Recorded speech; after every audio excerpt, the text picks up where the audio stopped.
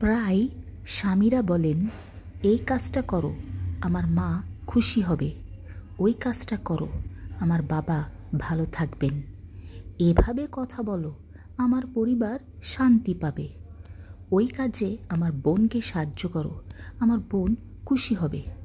কিন্তু কখনো বলতে শুনেছেন, এইটা করো, আমার স্ত্রী খুশি থাকবে, ওকে কষ্ট দিও না, ও আমার পৃথিবী, ওকে সম্মান করিও, ও আমার স্ত্রী। যে মেয়েটা নিজের বাবা মা ভাই বোন শৈশবের ঘরবাড়ি সব ছেড়ে এক অজানা সংসারে আসে, দিন শেষে সেও তো চায় সামান্য ভালোবাসা, একটু যত্ন, একটু আপন মনে হওয়া।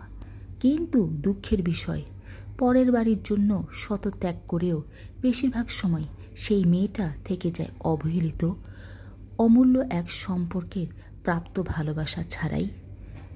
আমাদের মেয়েদের জীবন সত্যি অন্যরকম, এটাই বাস্তব।